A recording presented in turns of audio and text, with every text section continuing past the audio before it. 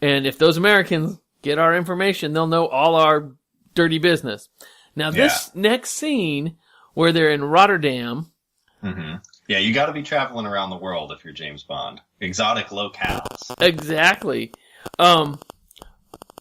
Bothered me because we see, like, his boss. We see James Bond's boss, but is that James Bond in the window standing? Like, I didn't know who was talking here, and because of the film over his face, he's looking at, like, out at the water. Is he in a building? What is he doing standing on this edge of this building? It's an awkward bit of scenery. Yeah, a little here. tougher to follow. But not it's whatever. So we find out that her name is Rika Vaughn de Hoover. I can't my screen's small right now. But anyhow, we find out that she is in fact this triple agent, and as she's about to pass off this information, Bond is supposed to kill her and whoever she's giving it to. Right. Or there's like a sniper on the roof, and they're both supposed to take them both out. No, I don't think the sniper was working for. He is supposed to take her out and retrieve the information. Okay. She passes the information off, and then there's a sniper from like a boat or something like that, I guess. Right, and then the sniper from wherever shoots the guy who, and it's very vivid. Like this is like I really like that one little panel of him being shot, and he has his glasses, and it's like red and black. Yeah, but it doesn't really fit the art of the rest of the place. Oh, he is shot from the boat. Look at that. Which is also like not where you shoot a sniper from. Yeah, you'd be bobbing around. You'd be bobbing around. You wouldn't hit your target. But this guy does hit the target. He shoots the person that the handoff had happened to. Mm-hmm. And this is when they find out that he is, in fact, American. Yeah. CIA. So, how did MI6 know that he was being duped? Like, if Bond found this information, then how did they know that he didn't actually, or however he was tricked by the girl? How did they know? Or do they know? Oh, I think that they intercepted a call or something. There had to be some interception happening. Okay. And I think we found that out in Rotterdam. Anyway, the sniper takes out the American. James Bond does his job and shoots her in the chest. Shoots her in the chest. She falls into the water, but is she dead? No, she's not. The sniper. Larry, yes. I do think it's also important that he shows like not hesitation, but just like he at least has to think about like, oh yeah, I got to do this thing, and that's not he has feelings for her, but at least like he's processing that like somebody should have feelings for her, like right. He invites her not to pull her weapon and make him shoot her. Yeah, exactly. Right. But he does. Shoots her in the chest. Which was right on James Bond. So I'm like, okay, they did the right thing there. She falls into the water and is actually retrieved by that same boat. By the boat, which I guess had the sniper. Yeah, or a boat. So she was supposed to pass on the information. I guess I'm just assuming it's the same boat, but yeah, a boat. Somebody picks her up. Make sense. That wouldn't make sense either. But this is why would the boat that's saving her kill the person who she's passing the information to? Right. Yeah, it's kill spies. It says at the end, kill all spies. Kill all spies. Well, here we go to some action. James Bond chase. Cut to the chase. Not the steamboat.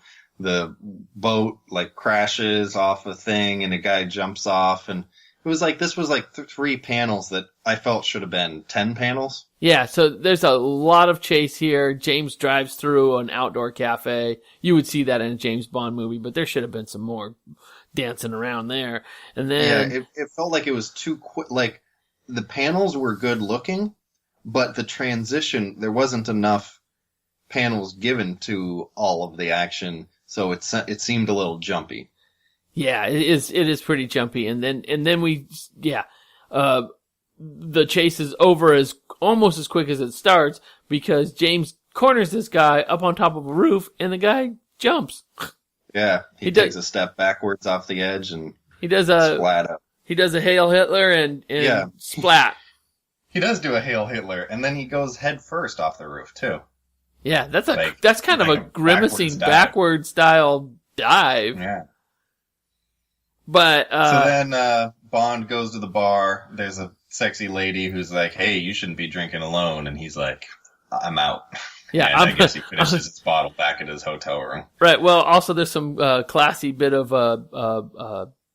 product placement here too with Jim Beam front and center. Oh. Is that his? I thought he was a martini guy. Whoever's paying the bills. I guess so. In one of the most recent ones, he drinks a Heineken. Do you think Jim Beam paid the comic book? I don't know. It's so prevalent, though. I saw that. It took me out of the comic. I was all like, oh, wow. I've never heard. I mean, it seems strange that they would do product placement in a comic book. It would only make sense if they did it for the movie, and then this was an adaptation of the movie, and they wanted to stay true to it. Uh-huh. But it's not like this is, Pierce Brosnan James Bond, or it's not, when they did the art of this guy, it's not like they're basing it off of a pre-existing James Bond. Right. And this James Bond... he's pretty generic looking. Yeah, he's pretty generic looking. The cover probably lends itself a little towards the Pierce Brosnan... Pierce Brosnan, Sean Connery, in my opinion. Yeah. Okay. I could see it a little bit. And then we have this sort of makeshift hospital room in a very cool old looking church. And, our triple agent. Our Russian agent. She wakes up on this bed type thing.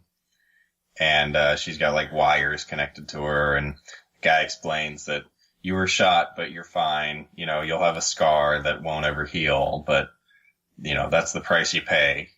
And we hired you because you're professional. And we also have a body double who won't be missed, who's the cops are going to fish out tomorrow. Mm-hmm. Pretty gross stuff. And this is near the end of the episode, near the end of the issue, and she has a back and forth with this mastermind guy. I don't know if he's a flunky or a mastermind or who, but she's just like, I want to get back in the action, and I want to be the one who takes out James Bond. Yeah. And then at the end, he kind of reveals Smersh, which I actually looked up a little bit. I was like, what is Smersh? What is Spornum? Apparently, it's the Russian spy killing unit that Stalin created. And so when he says death to spies, that's what Spornum means, I guess, in Russian. And then Smersh is when you combine the death to spies in Russian, you push those words together and it's Smersh. That's cool. That's cool. So the end of the issue, she has her orders, and she has her desires and a plan. So I imagine it's going to be straight up a chase scene to get to James Bond, and there's going to be a whoa moment when he realizes that she isn't dead. Yeah, so there isn't that much of a hook to this other than she's got some revenge. I mean, really, there's the information that was stolen or not stolen. It's so minor. You don't even really know what the information is or who has it or who doesn't have it. Right. The thing is so inconsequential that it's it has such an opportunity for a hook, but they just didn't really. Yeah, they missed they missed the mark. I'm going to keep reading it, not because I do feel like it can keep up. It at least hit the James Bond points. That's one thing for sure. Is it's the things you want in a James Bond. It has all those, but just not as well as you would hope. Maybe. Well, I either want to see one of those like glider planes or a parachute or something. So that's why I want to keep reading. Yeah, and some kind of gadget. Yeah, and a gadget, of course. Gotta have some gadgets. So, James, Larry, did we find your new favorite comic book? it's not my new favorite comic, but it's not my least favorite comic of the season. I did rank it. I kind of was debating about whether to place it 11th or 12th. So I put it 12th, right behind Strangers in Paradise. Wow. I put it at 11. Oh, so we were right on. Yeah, it just didn't, like, it's okay. It was fun. I'm gonna keep reading it. If all of the art was as good as the cover, like the cover saved it from being 13. Right. But if the art was inside as good as the cover, it could have gone all the way up to 7. Right. Well, I'm like, I liked it, but I didn't love it. And I'm excited to read some more because I do. It was a pretty easy read, and you get the first 5 or the first whatever on Comixology for free. Actually, you get a couple of these. So this is just one story, but just flipping through, there's a couple other James Bond. There are, and I was curious issues. Even though this had the best cover, I was curious what the art on the inside of the other James Bonds were, and to see if maybe those were a little bit better. Well, download them because you can, because it's Comixology Unlimited. All right, next I week. Might have to. What do we got on the docket? Next week, I was thumbing through some comic books, and I came across something, and I was like, well, that's pretty good. And I was reading the synopsis, and then off to the right-hand side, they always give you other suggestions. And I was stunned. I was so excited when I saw this other suggestion.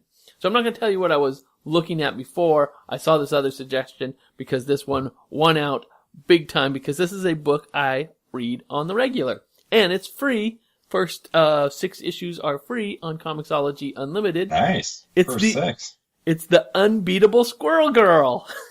Squirrel Girl. Interesting. It's so much fun. It's a wacky Avenger.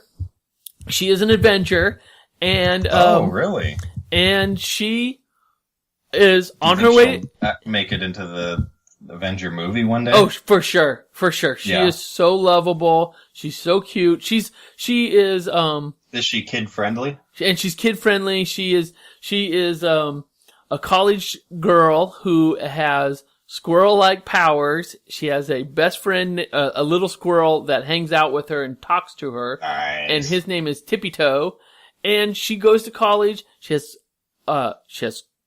academics to take care of, but she also has to beat up, in the first issue, Kraven the Hunter. I love Kraven. So next week, it's going to be Unbeatable Squirrel Girl, number 1, free on Comixology Unlimited. So join us next week, because you won't want to miss that, right? All right. I'm looking forward to it. Unbeatable Squirrel Girl. All right, James, let's thank our listeners for being here, and urge everybody to subscribe to Comixology and subscribe to SN1CBP.com on iTunes. That's us, James. Cheers. And cheers. Cheers. Cheers. I can't. It's summertime here, James. Nobody's snowboarding. Cheers. All right, we got a couple more seconds. 12, 11. All right, James. I'll see you next week. All right. See you next week, Terry. Cheers. Cheers.